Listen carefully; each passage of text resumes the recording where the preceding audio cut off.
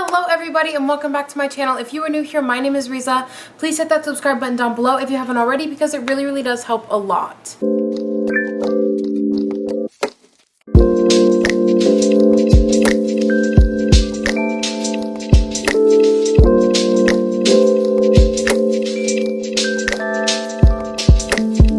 For today's video, we're going to be doing Abandoned by Disney. So rides, animatronics, anything like that that has been abandoned by Disney. So let's get started. At number 5, we have the Mine Train Through Nature's Wonderland. So Mine Train Through Nature's Wonderland opened on June 12, 1960, and in 1977 it closed to make room for Big Thunder Mountain Railroad. Mine Train Through Nature's Wonderland featured a number of different animatronics, as well as the Rainbow Caverns Mine Train. On this train ride, you will go through Bear Country, Olympic Elk, Beaver Valley, and the Living Desert, and the Rainbow Caverns. You will see cactus that looks like a person, balancing rocks that look like they're gonna fall on you, the Devil's Paint pots, which basically were just bubbling pots of mud that were like the colors of the rainbow. Now, when it closed and turned into Big Thunder Mountain Railroad, Imagineers wanted to leave different parts of the mine train in Big Thunder Mountain. So they put in a little snippet of the Rainbow Caverns, as well as leaving some of the animatronics that you see in the outside scene when you're going up the hill. So you see some snakes, as well as keeping the original Rainbow Ridge there as you exit off of Big Thunder Mountain Railroad. Number 4 is Disney's Junkyard at Bay Lake. Originally, this was supposed to be a resort, but it never actually happened. It was supposed to be a resort that was modeled after Iran, and it was supposed to look like a mosque with, blue roofs and amazing foyers and stuff like that. It is believed that construction never actually even started after the protests in Iran started to rise around the time period, but now it is just a Disney junkyard where you can see a ton of things. You can see the 20,000 Leagues Under the Sea boats, a ton of trash cans stored, Pirates of the Caribbean boats, an empty monorail, the original Davy Crockett canoes, tiki statues, the Madame Leota cart, and a ton more. There are a lot of people who take it upon themselves to sneak onto the property and to take videos. Number 3 is going to be River Country at Walt Disney World. River Country opened in 1976 and it was wilderness themed, and they said it was wilderness themed with a hint of Huckleberry Finn. It had a very different way of filtering the water. It filtered it in a way so that none of the actual lake water got into the surrounding area. River Country was technically a part of Bay Lake. Because Florida doesn't have any mountains, they created miniature mountains for you to slide off of and stuff like that. The reason why this was such a success for such a long time is because it ended up being a really big game changer in the world of water parks.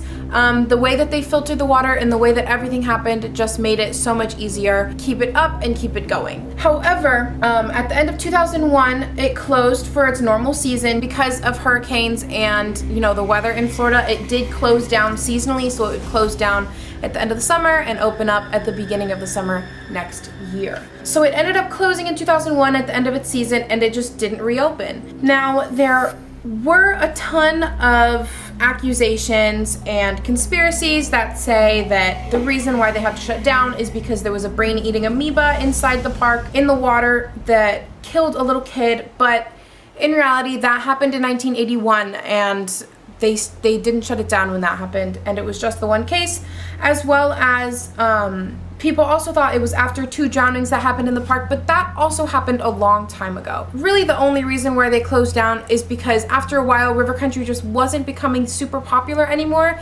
after they opened Typhoon Lagoon and Blizzard Beach. So after they opened those 2 newer, more advanced, more interactive water parks, River Country was just kind of out of the way, and people just didn't really feel the need to go so far away to go to a water park. The next one is Discovery Island. I put Discovery Island as number 2 because there was someone, I think fairly recently, that actually was found camping out on Discovery Island and he was arrested for it. So I just thought since it was relevant, I would put it as number 2. It was originally called Treasure Island and it opened in 1974. And then in 1976, they changed the name from Treasure Island to Discovery Island. The island's main purpose was just a place for people to walk around and really see scenery, animals in their natural habitat, stuff like that. They had a ton of different animals, flamingos, birds, like squirrels, raccoons, a ton of different animals in the area. It was also a place to hold different greenery and shrubs, so just walking around, you feel like you're in a very immersive experience in the wild. However, after a while, the island did have a big issue with vultures, and so many vultures came in, it actually started attacking the other animals that were on site. Disney decided to close it in 1999.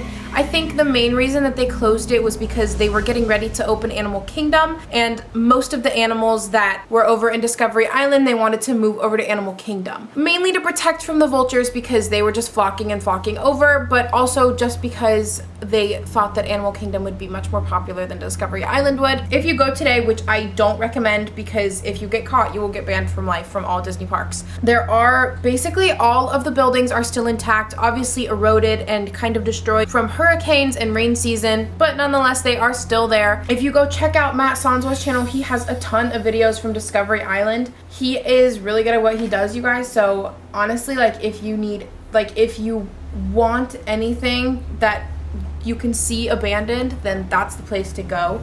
And number one, which we probably all saw coming, was the People Mover and rocket rods. The People Mover was introduced in 1967, and it was a way to get around Tomorrowland and see everything from a different view. One of the most interesting things about the People Mover is that the vehicles themselves were not motorized, it was the track that was motorized. Imagineers did change it to rocket rods in 1998. Rocket rods did not stay open that long. It actually went down for refurbishment only 5 months after it opened because they were seeing so many problems with the track and how fast the ride vehicles needed to move. It said it was only supposed to be closed for 5 weeks, and then it ended up not opening for another 3 months. When it did reopen, it only lasted for another 3 years, and then it closed in 2001. The issue with rocket rods was that just the People Mover did not have the correct tracks in order to have a ride vehicle going that fast.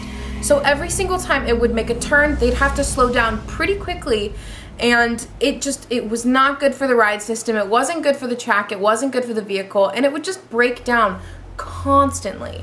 So they just decided to shut it down. Everyone I talked to, including, myself, want the People Mover back because the People Mover track is still there and is still completely intact. In reality, a lot of really hardcore Disney people just hope that they're gonna reopen the People Mover, and that's why that the track is still there. The track is simply still there because it's just going to be too expensive to take it out. Okay, you guys, that is it for today's video. If you really like this content, don't forget to give it a big thumbs up down below. If you haven't already, click that subscribe button down below and click the notifications button, and then click all so you can get all of the notifications when I post videos rather than just specific times. If you haven't checked out Matt Sonswa's channel, go check it out because it is really cool. Don't forget to follow my socials, which as usual will all be down below and on my homepage. I am in a completely different scenery now. I know it looks completely different in the background than normal because I am traveling a lot, like I said in the last video.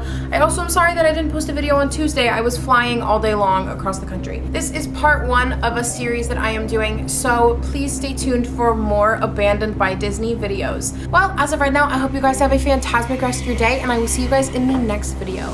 Bye-bye!